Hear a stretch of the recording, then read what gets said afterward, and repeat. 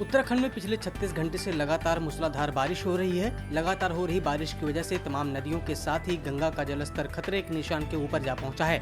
ऊपरी पहाड़ी जिलों में लगातार बारिश का सिलसिला बना हुआ है, तो वहीं निचले इलाकों में प्रशासन की ओर से गंगा और नदियों के किनारे रहने वाले लोगों को सुरक्षित स्थान पर पहुंचाया जा रहा है। गंगा का जलस्तर लगातार बढ़ता जा रहा है। मौसम विभाग ने आने वाले 3 दिनों में भारी बारिश का अलर्ट जारी किया है। ऋषिकेश में पहाड़ों में लगातार हो रही बारिश के कारण गंगा में सिल्ट की मात्रा काफी अधिक आ रही है, जिससे चीला जल विद्युत परियोजना की टरबाइन जाम हो गई है, जिससे चीला जल विद्युत परियोजना में बिजली उत्पादन का कार्य बंद हो गया है। मथुरा में राजीव गांधी पंचायती राज संगठन ने गोवर्धन विधानसभा क्षेत्र में नगला माना कैंप स्थित कार्यालय पर वृहद पौधारोपण करके राहुल गांधी का जन्म दिवस मनाया। इसके साथ ही राहुल गांधी के जन्मदिन को राजधानी भोपाल में सेवा दिवस के रूप में मनाया गया। इस मौके पर कांग्रेस जनों ने शहर के विभिन्न अस्पतालों में जरूरत के अनुसार स्ट्रेचर दान किए, साथ ही यहाँ पौधारोपण कर बेहतर पर्यावरण के प्रयास को आगे बढ़ाया। राहुल गांधी के जन्म दिवस पर पूरे पश्चिम विधानसभा में शनिवार से सप्ताह भर चलने वाले इस पौधारोपण कार्यक्रम के तहत 50,000 पौधे लगाए जाएंगे।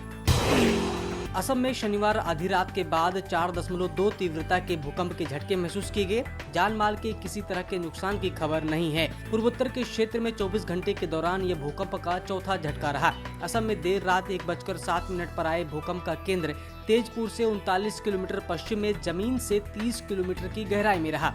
एक दिन पहले ही यहीं सोनीपत में 4.1 तीव्रता का झटका महसूस किया गया था।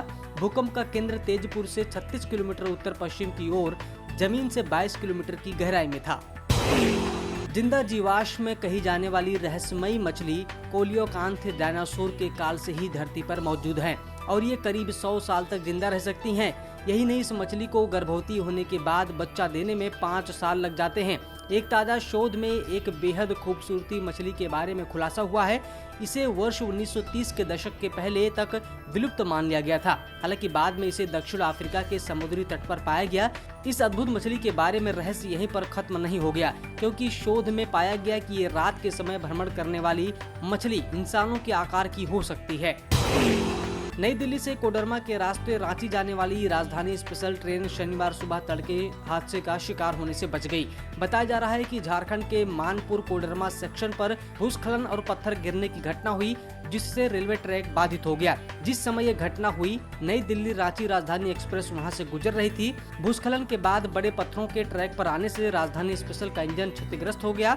हालांकि इस घटना में किसी भी यात्री को नुकसान नहीं हुआ, लेकिन भूस्खलन की वजह से नई दिल्ली हावड़ा मेल लाइन पर रेल परिचालन पूरी तरह से ठप हो गया है।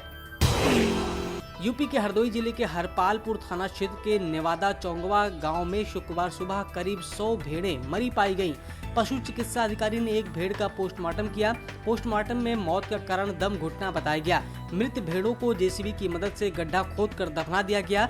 जानकारी के मुताबिक रात के समय भेड़ों के झुंड में कुत्ते पहुंच गए और कुत्तों के हमले से भेड़ एक दूसरे के ऊपर दहशत के चलते इकट्ठे हो गए, जिससे उनकी दम घुट गई और दहशत की वजह से उन्होंने दम तोड़ दिया। उत्तर प्रदेश के बरेली जिले में एक बंद पड़ी एक रबड़ फैक्ट्री में पिछले 15 दिनों से एक बाघिन ने ठिकाना बनाया हुआ था। आखिरकार वन विभाग की टीम ने 1 साल से ज्यादा समय के प्रयास के बाद बाघिन को पकड़ ही लिया।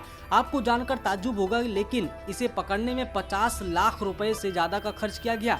अच्छी बात यह है कि इतनी मेहनत के बाद बाघिन अपने प्राकृतिक आवास में रह पाएगी और लोग बेखौफ अपने घरों से बाहर निकल सकेंगे। महाराष्ट्र के वनी में 150 करोड़ साल पुराना जीवाश्म मिला है। इसे खोजने वाले वैज्ञानिक का दावा है कि ये पृथ्वी पर जीवन की उत्पत्ति के समय सागर के उथले गर्म पानी में विकसित हुआ था।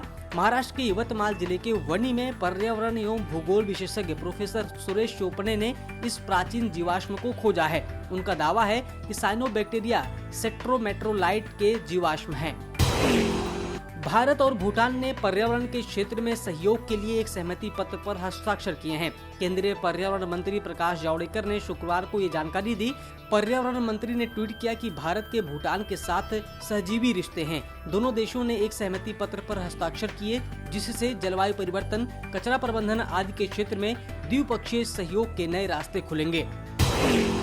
स्वास्थ्य मंत्रालय के ताजा आंकड़ों के अनुसार पिछले 24 घंटे में 60,753 नए कोरोना के केस सामने आए और 1,647 संक्रमितों की जान चली गई।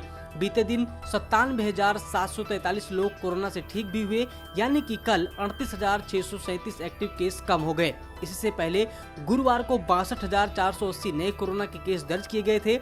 कुल कोरोना के केस इस वक्त देश में 2,98,23,546 हैं। कुल डिस्चार्ज हो चुके मामलों की संख्या 2,86,78,390 है।